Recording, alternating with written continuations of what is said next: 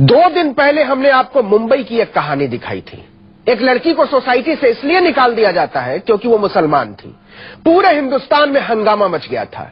लेकिन आज जो कहानी हम दिखाने जा रहे हैं उसे देखने के बाद आपको लगेगा कि उस लड़की की कहानी तो कुछ भी नहीं थी। दिल्ली से सिर्फ 60 किलोमीटर दूर हरियाणा के वल्लभगढ़ में सैकड़ों मुसलमानों को अपना घर, अपना गांव छोड़ने पर मजबूर कर दिया गया है। उनके घर जला दिए गए हैं, उनकी दुकानें लूट ली गई हैं और सरकार चुपचाप ये तमाशा देख रही है। अब 150 से ज्यादा मुसलमान परिवार डर के मारे वल्लभगढ़ थाने में पड़े हुए हैं।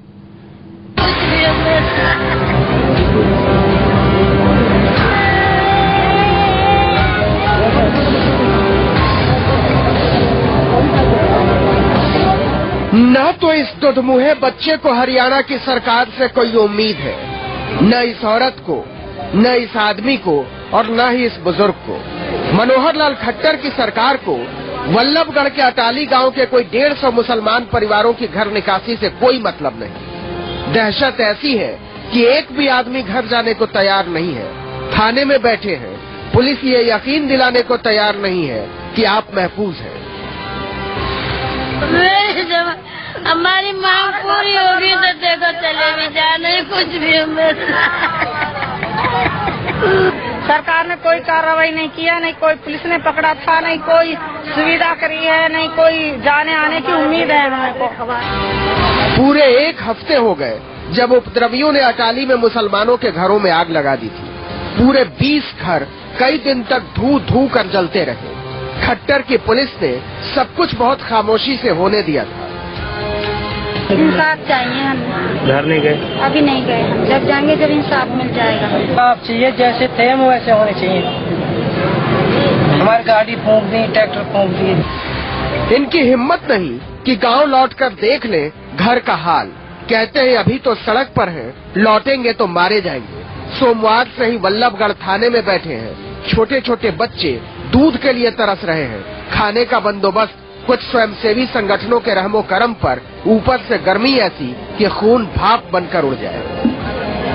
हरियाणा के इस हिस्से में न कानून का कोई मतलब है, न सरकार का, न पुलिस का, न फरियाद का और न सुनवाई का। सब कुछ सरकार की नाक के नीचे, आंख के नीचे। लेकिन न मुख्यमंत्री को फर्क पड़ता है, न मंत्रियों को और न बीजेपी वालों को। और जब सरकार को ही फर्क नहीं पड़ता तो अफसरों का क्या है? सैकड़ों बेकसूर लोगों को सड़क पर खड़ा करके चैन की नींद ले रहे हैं। जिस तरह का उस दिन हालात हुए, बहुत बुरा मंजर था हमारी आंखों आगे। छोटे छोटे से बच्चे रजाइयों में, बेडों के नीचे इस तरीके से दुबका दुबका कर जान बचाई है हम लोगों ने। हरियाणा की बीजेपी सरकार सैकड़ों मुसलमानों के घरों को जला दिए जाने, उन्हें बेघर कर दिए जाने, उन्हें दहशत में रखे जाने को लेकर कितनी संवेदनशील है। उन्हें दहशत में रखे जाने को लेकर कितनी संवेदनशील है, इसका अंदाजा ऐसे लगाइए कि 2 दिन पहले ही मुख्यमंत्री एक बिजली घर का उद्घाटन करने वल्लभगढ़ आए थे, लेकिन उजड़े हुए लोगों से मिलने तक नहीं गए। ऐसा नहीं है कि पुलिस को कुछ पता नहीं था। डीएम, एसपी सबको पता था कि अटाली में किसी भी वक्त कुछ भी हो सकता है।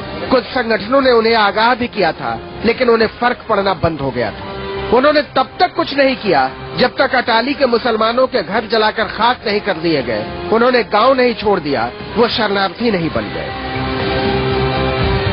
15 लड़का है जो घर में आए थे मारने के लिए। फिर हाथ जोड़े, पैर पकड़े, उसने ना मानी। फिर उन्होंने डंडा बरसा दिया मेरे पास, कानों के कुंडल ले लिए, 60,000 रुपये ले लिए। तो कहाँ जाएं ये लोग मालूम नहीं, यहाँ कब तक रहेंगे मालूम नहीं, इनके रहने खाने का बंदोबस्त कैसे होगा मालूम नहीं। मालूम है तो सिर्फ इतना कि एक पूर्ण बहुमत की सरकार ने सैकड़ों अल्पसंख्यकों से सम्मान के साथ जीने का हक छीन लिया है। इनमें से हर एक का चेहरा इस देश की आजादी पर सवाल खड़े कर रहा है। अगर हम भी उतने ही आजाद हैं तो हम अपने घर क्यों नहीं जा सकते?